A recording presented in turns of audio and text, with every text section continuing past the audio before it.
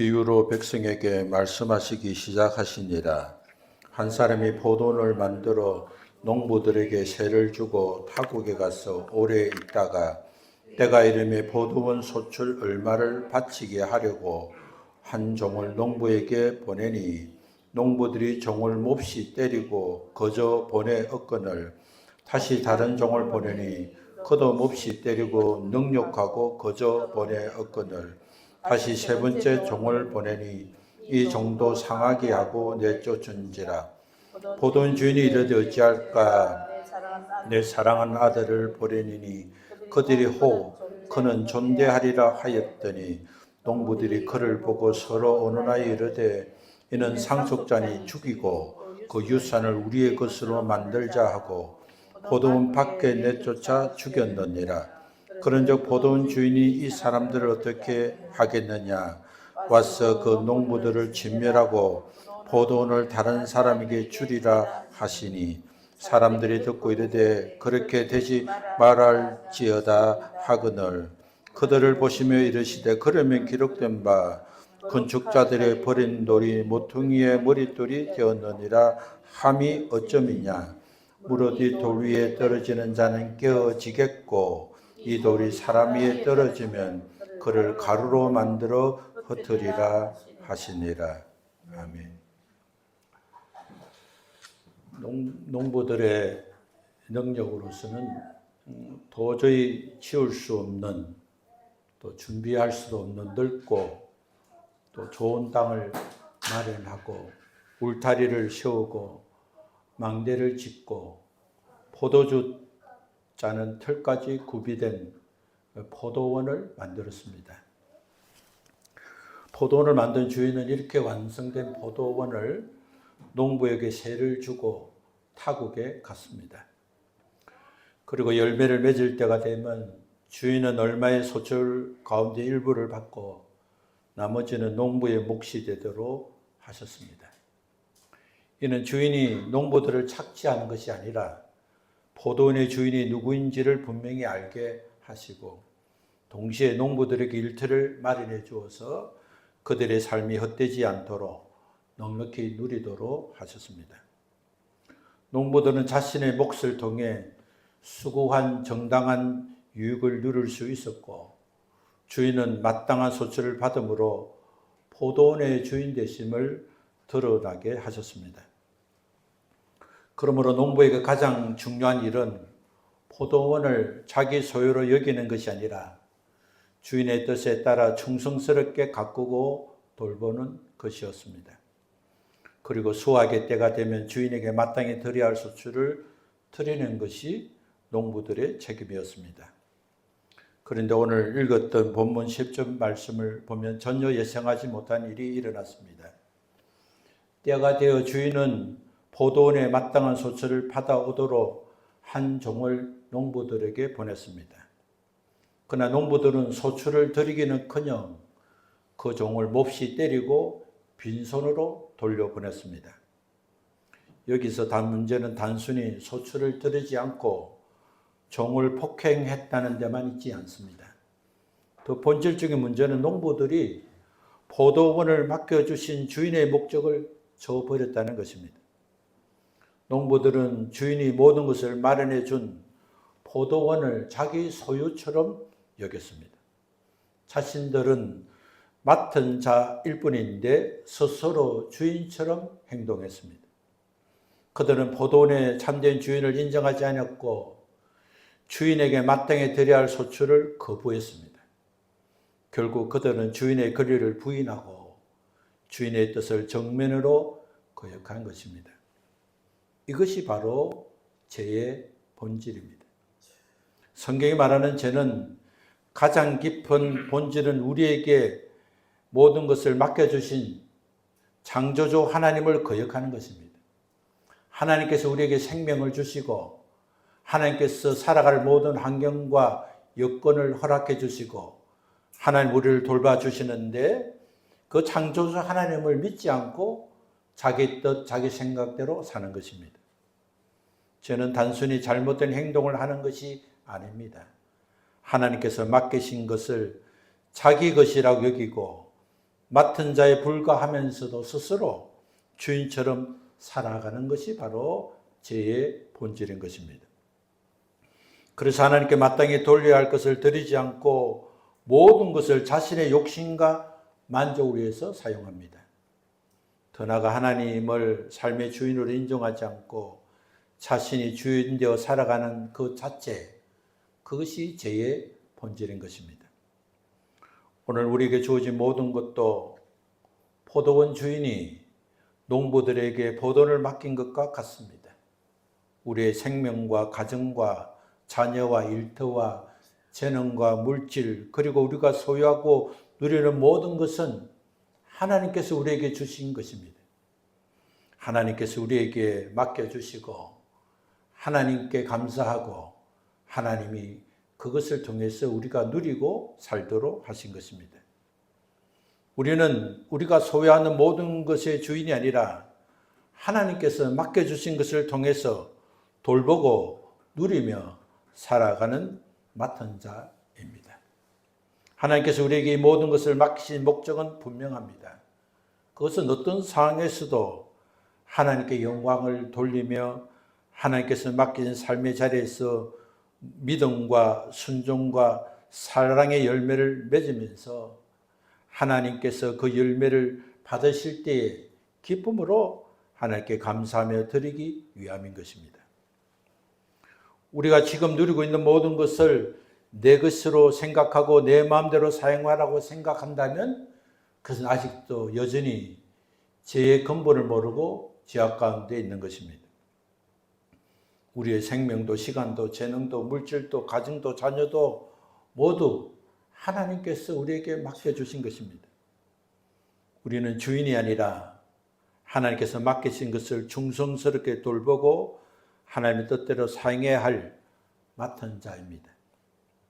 그러므로 하나님께서 우리에게 맡기신 것을 하나님의 뜻대로 사용하지 않고 자신의 욕심과 영광만을 위해 사용한다면 그것은 포도원 농부들이 포도원을 자기 소유로 여기고 주인의 권리를 거부하고 스스로 주인 되려고 했던 것과 같은 죄를 범하고 있는 것입니다. 그렇다면 하나님께서 우리에게 찾으시는 소출은 무엇입니까? 하나님께서 찾으시는 우리에게 받기를 원하시는 소출은 우리의 삶에서 맺어지는 믿음의 열매들입니다. 죄를 버리고 하나님께 돌아오는 회개의 열매, 하나님 말씀의 기쁨으로 순종하는 순종의 열매, 성령님께서 우리 안에 맺게 하시고 사랑과 희락과 화평을 주시는 성령의 열매, 이웃을 사랑하고 섬기며 살아가는 사랑과 섬김의 열매, 그리고 모든 삶의 영역에서 하나님께 영광을 돌리는 의와 거룩의 열매인 것입니다. 우리가 하나님의 자녀로 살아갈 때 우리는 이런 수많은 열매들을 하나님께 드리고 또 수많은 열매들을 우리가 누리고 살아가는 것입니다. 하나님께서는 우리의 재물만이 아니라 우리의 삶 전체에서 이러한 열매를 찾으십니다. 하나님이 찾으시는 것은 형식적인 종교 행위나 신앙 생활이 아니라 우리의 일상의 삶으로 나타나는 열매입니다. 하나님께서 기뻐 받으시는 열매는 입술의 고백만이 아니라 매일의 삶 속에서 회개하고 순종하고 사랑하고 섬기고 성령의 말씀에 이끌림 받아 순종함으로 성령의 열매가 맺히는 삶을 하나님은 기뻐하십니다. 오늘 10절과 12절 말씀을 보면 주인은 포도원의 소출을 받기 위해서 종을 보냈습니다. 종은 자신의 것을 요구하러 간 사람이 아니라 주인의 권리를 대신해서 보냄을 받은 사람이었습니다. 그러나 농부들은 종이 찾아왔을 때 소출을 드리기는커녕 종을 몹시 때리고 빈손으로 돌려보냈습니다. 그렇다고 주인은 포기하지 않으셨습니다. 또 다른 종을 보냈습니다. 그러나 다른 종을 보내도 농부들은 그 종도 몹시 때리고 능욕한 뒤에 빈손으로 보냈습니다. 주인은 한 번, 두 번, 세 번째 종을 보냈지만 농부들은 그 종마저 상하게 하고 내쫓았습니다. 예수님께서 오늘 본문의 말씀을 비유로 하신 것은 포도원의 주인은 하나님을 가리키고 주인이 보낸 종들은 하나님께서 이스라엘 백성에게 보낸 선지자들을 가리킵니다. 하나님께서 자기 백성이 하나님께 돌려드려야 할 영광을 돌리지 않자 회개하고 하나님께 돌아오도록 여러 세대에 걸쳐 선지자들을 보냈었습니다. 그러나 백성들은 하나님께서 보낸 선지자의 말을 듣지 않았고 오히려 그를 박해하고 배척하고 죽이려고 했습니다. 농부들의 문제는 단순히 소출을 드리지 않는 데 있지 않습니다. 그들은 하나님의 건의를 거부하고 하나님이 보내신 선지자들의 권면을 끝까지 외면하며 회개하기를 거절했습니다. 그런데도 13절에서 주인은 놀라운 결정을 내립니다. 내가 내 사랑하는 아들을 보내니니 그들이 혹 그를 존대하리라. 상식적으로 생각해 보면 이런 농부들은 즉시 심판을 받아야 마땅합니다. 그러나 주인은 심판보다 사랑을 먼저 선택했습니다. 마지막까지도 농부들이 회개하고 돌아오기를 바라며 가장 사랑하는 아들을 보내기로 결심한 것입니다. 이 사랑하는 아들이 바로 예수 그리스도이십니다. 하나님께서는 여러 세대에 걸쳐 선지자를 보내시며 하나님 뜻을 전했지만 백성들을 끝내 돌이키지 않았습니다. 그럼에도 불구하고 하나님께서는 포기하지 않으시고 마침내 사랑하는 독생자 아들 예수 그리스도를 보내셔서 죄인들에게 회개할 기회를 주시고 하나님께 돌아오도록 초청하셨습니다. 하나님은 심판하시기를 기뻐하시는 분이 아니라 구원하시기를 기뻐하시는 분이십니다. 하나님께서는 죄인이 멸망하는 것을 원하지 않으시며 끝까지 회개하고 구원받을 기회를 주시는 사랑의 하나님이십니다. 하나님의 오래 참으심과 사랑을 끝까지 거부하는 사람에게는 결코 피할 수 없는 심판을 따르게 됩니다. 하나님이 사랑하고 기다리고 기회를 주었지만 그럼에도 불구하고 하나님의 사랑을 끝까지 거부하는 사람에게는 피할 수 없는 심판을 맞이하게 될 것입니다. 세상을 살아가는 인생은 두 가지입니다. 하나는 나의 주인 되신 예수 그리스도를 나의 삶의 주인으로 모시고 살든지 아니면 자신이 주인 되어 살든지 둘 중에 하나입니다. 포도 농부들의 비극은 바로 자신들이 맡은 자라는 사실을 잊고 주인의 자리를 차지했던 데 있습니다. 14절부터 농부들의 죄는 절정에 이릅니다.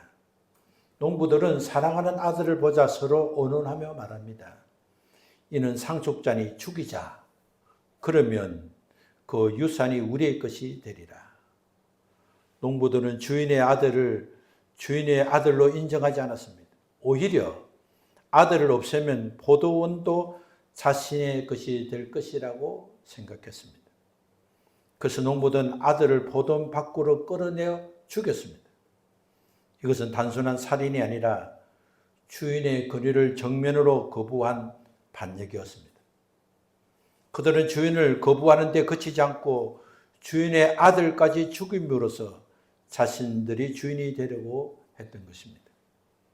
예수님은 이 비유를 통해서 장차 예수님께서 예루살렘 성 밖으로 끌려나가 십자가에 못 박혀 죽으실 것을 예언하신 말씀입니다. 종교 지도자들은 예수님께서 하나님의 아들이심을 인정하지 않았습니다.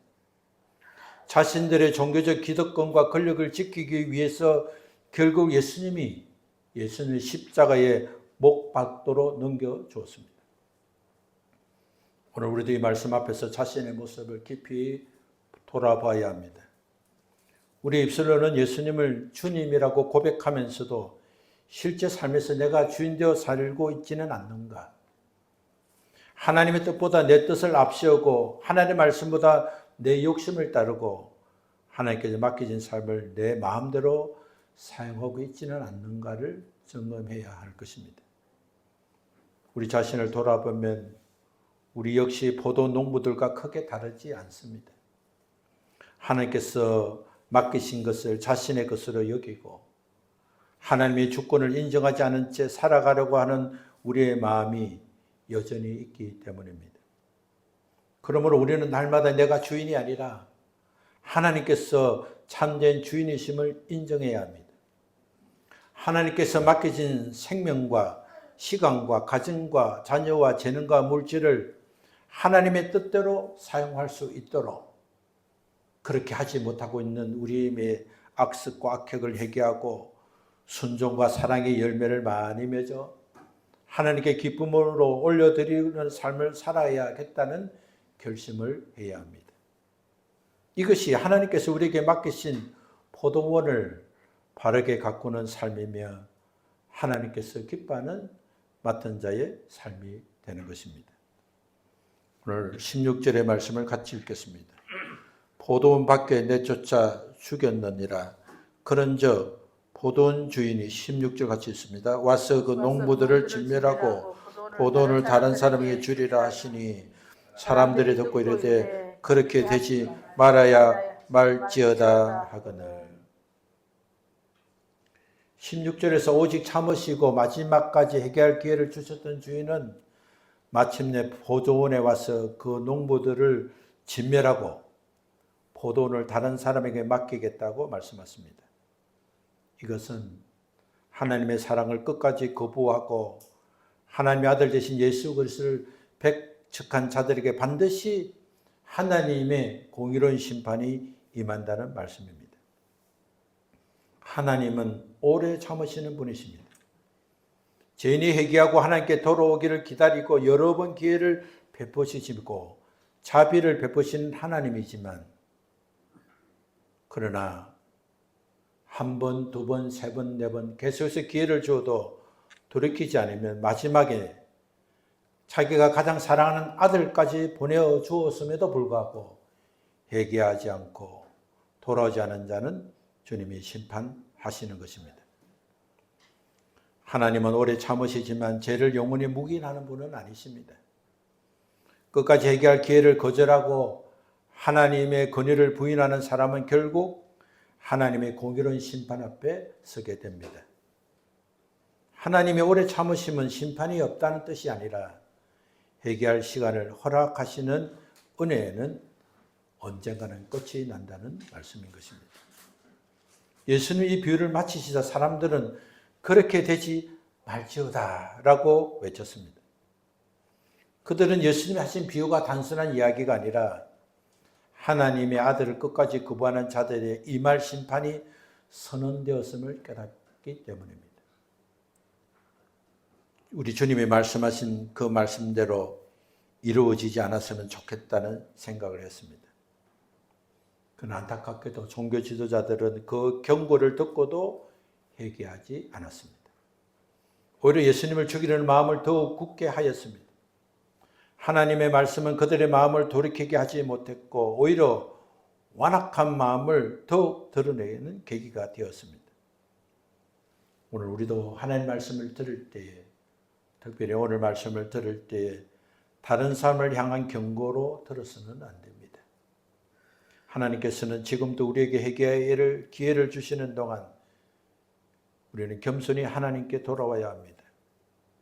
그리고 하나님께 맡겨진 삶 속에서 회개와 순종과 사랑의 열매를 맺으면서 하나님께서 기뻐하는 삶을 살아야 합니다. 회개한 사람에게 용서와 생명이 있지만 끝까지 하나님을 거절하는 사람에게는 결국 하나님의 심판이 기다리고 있음을 기억해야 합니다. 예수님은 사람의 두려운 반응에서 말씀을 마치지 않으셨습니다. 이어서 성경 말씀을 인용하시면서 왜 이러한 심판이 임하는지와 하나님께 세우신 구원의 길이 무엇인지를 분명하게 선언하셨습니다. 17절, 18절을 같이 읽습니다.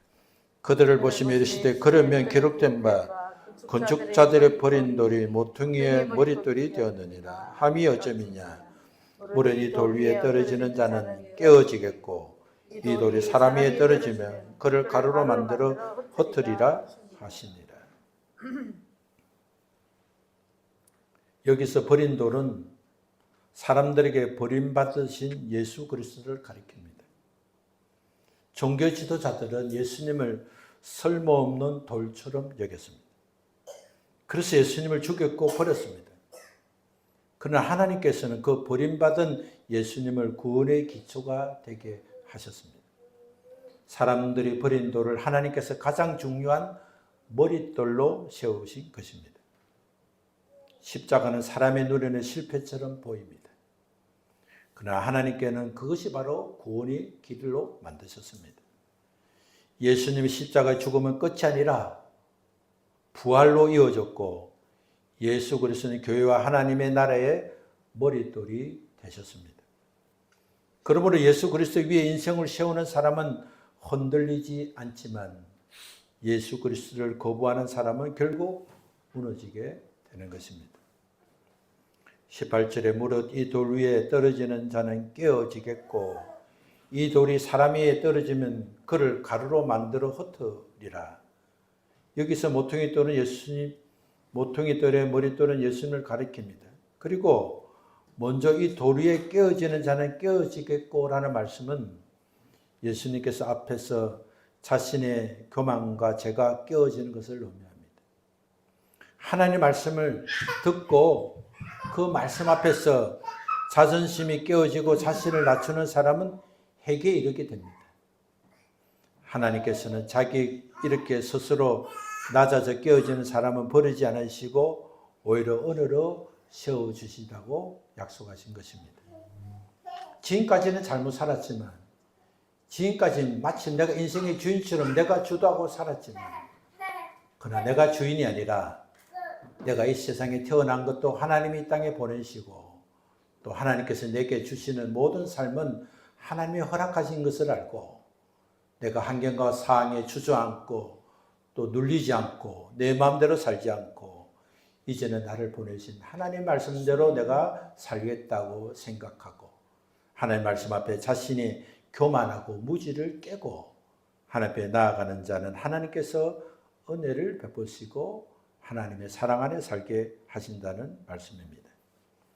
반면에 이 돌이 사람 위에 떨어지면 그를 가루로 만들어 흩어지라는 말씀은 하나님께서 기회를 주었지만 끝까지 예수님을 거부하고 대적하는 사람에게 임할 죄의 심판을 말하는 것입니다.